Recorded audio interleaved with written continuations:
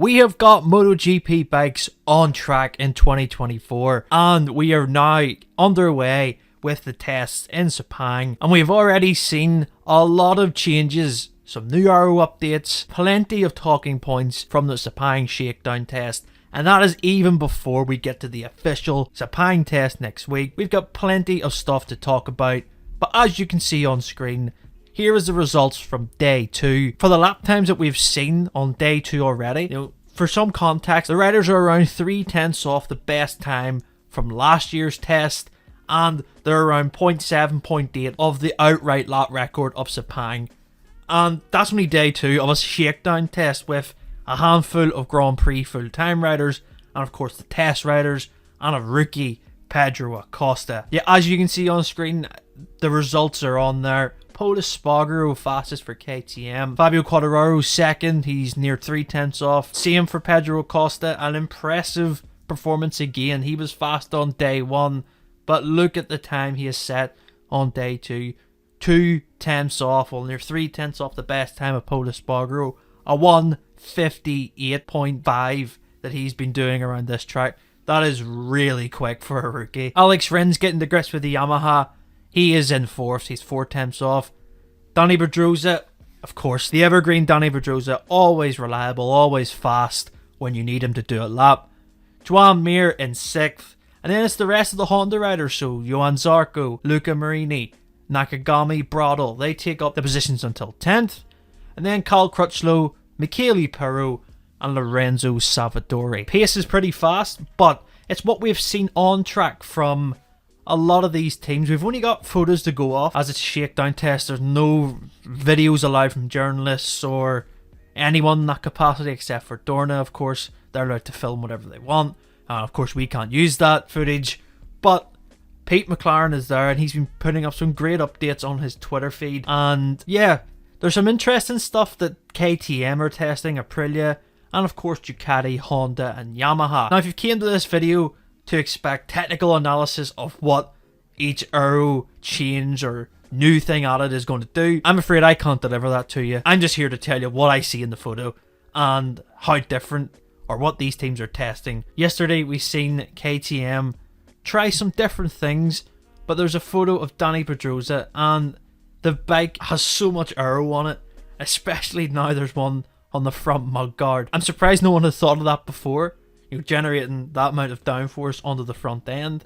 But KTM are testing it, and yeah, it's to be seen if they're actually going to use this full time. We know KTM try and bring a lot of stuff throughout the year in terms of aero. They necessarily don't always use it, but it's very interesting to see how that compares to the Aprilia, which there is a lot of changes to that Aprilia. Lorenzo Savadori has been testing for them, and I will say that the rear of the bike especially, I think Pete has coined it as the Batmobile style aero. Yeah, it's a lot different than what we've seen Aprilia have in the past. It's a very square rear end, as you can see from the photo. It's got these, if you look down the rear tire on the left hand side that we see there, or the right hand side for this photo, you will see even more spoilers and carbon fiber just alongside the swing arm. It is very bold. I mean, MotoGP bikes, many people will say they're very ugly, but listen, these teams don't care what they look like. If they go faster, they go faster, and that is it. Little slight change as well to the front aero. The winglets, as you can see as well, they're a different shape compared to last year. And just a few more KTM have been testing things. New fairings on the front.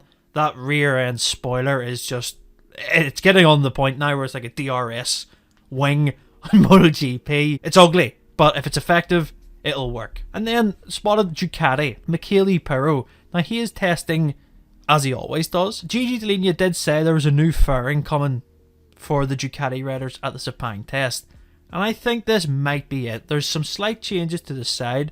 There's a lot more inlets, as you can see there. And when you look at the middle part of the fairing, there's a lot of aerodynamic work done there, and this might be the new fairing that he's referring to. So yeah, Pirro's time, it wasn't really, how can you say, it wasn't reflective of a time attack. It was just, he was 1.9 off at the end of the day.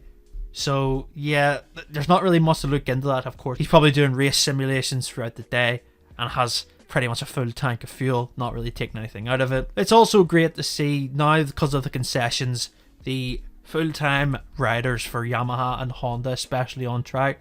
Getting to see Alex Rins on his new Yamaha. Didn't look too different, the bike that he's been testing, as you can see on screen. It looks very like a Yamaha, but who knows, there could be a new engine in there. We don't know. Joan Mir on the Honda. The bike that looks very different, I will say. From the bike that was tested at the Misano test, the first time that we seen this 24 prototype, it has changed dramatically. And it just looks slimmer. That's the best thing I can say. It looks a lot neater. And the results were okay for Honda. I think Mir, leading the way for Honda. I'm assuming that this was a push lap that he'd done. He was 8 tenths off the best of Pol Espargaro. But it's only day one for him, getting used to MotoGP again. The same for the rest of the Honda riders. Of course, you've got new riders in Luca Marini and Johan Zarco. So yeah, when you look at the times, Honda and the riders, the main four, are all pretty close together. There's only a tenth and a bit covering them. So it shows that the bike is in a window where they're all kind of lapping similar.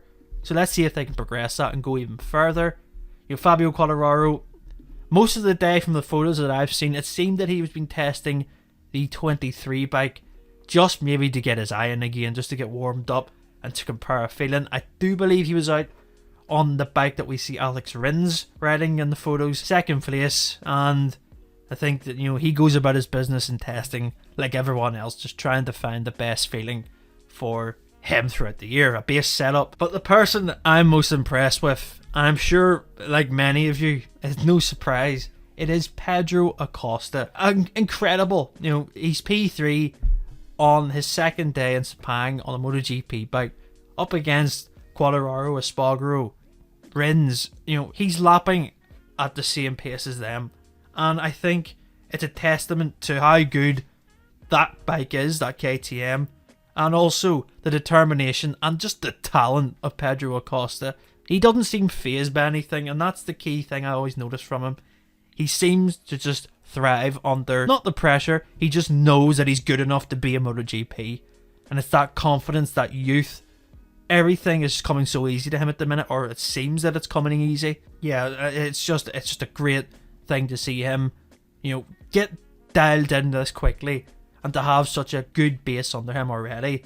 In the shakedown test, he can try different things, and he can also ultimately show that he has the pace, and they're only going to get quicker. That's the key thing here. And for Acosta to impress this early on, it has taken me by surprise a bit, but it shouldn't be a surprise. He's a double world champion in the lower classes. He's only in his 4th year of Grand Prix racing, which is incredible.